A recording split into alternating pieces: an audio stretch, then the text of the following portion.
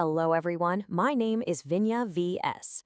Now, I'm an assistant engineer in agriculture right here in Kerala, which means I get to be out in the fields, working alongside farmers just like you every single day. I see how hard you work, I really do. And today, I want to talk about how we can make all that hard work, well, really, truly pay off. It's a question I hear all the time out in the fields and our community meetings. And the thing is, we're all in this together, facing the same kinds of hurdles. So it's so important that we talk about them, openly. Because how can we find a solution if we don't first agree on the problem, right? And these points here, they're not just words, are they? They're the real everyday struggles we're all dealing with. The cost of labor just keeps climbing. Finding good, skilled help, it's getting tougher.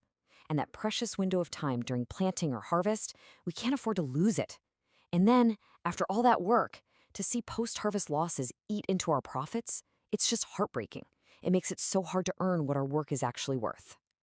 But, and this is the good news, there is a way forward, a really practical solution that I have seen work with my own eyes. It's a path that helps us bring modern technology right into our fields. It's called the Small Farm Mechanization and Agriculture Scheme. We just call it SMAM for short. So let's break down exactly how it can help us. So, what is it really? Well, you can think of it like a helping hand from the government. It's a scheme designed for one simple reason: to give us the financial help we need to get modern machinery. It's not about replacing people, not at all. It's about empowering us, giving us better tools to do the job. All right, so let's get down to it. Let's talk about the real difference these machines make, on the ground, at every stage of farming. This is where it gets exciting, because this is where we can really see the change. Okay, first up, land preparation.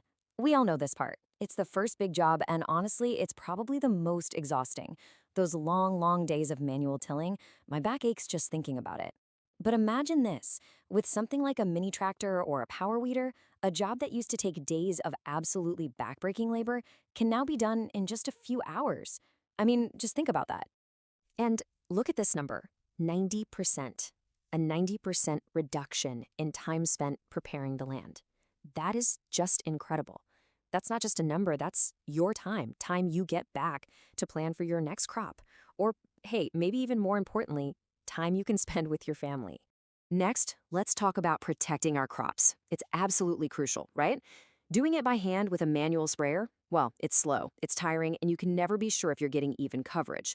But with a modern power sprayer, wow, one person can easily do the work of three. And not just faster, it's more effective and safer too. You can make sure every single plant gets the protection it needs to thrive. Yeah, just let that sink in. We're talking about cutting the labor needed by 2/3, 66%.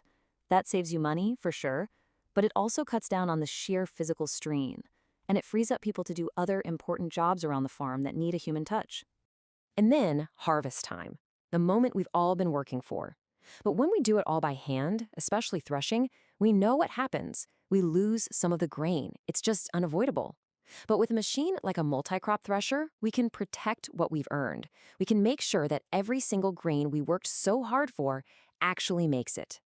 And here's the bottom line: a potential 25% improvement. What that means is simple: more of your crop ends up at the market and less of it goes to waste. And that, my friends, translates directly into more money in your pocket when all is said and done. Okay, but wait, it doesn't stop there. The story doesn't end at the harvest.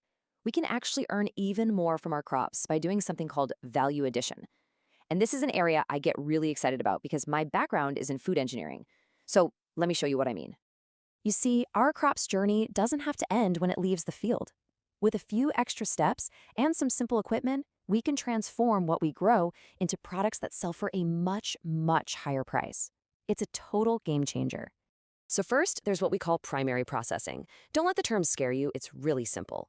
It's just about getting your harvest ready for the market, cleaning it, sorting it by size, grading it for quality.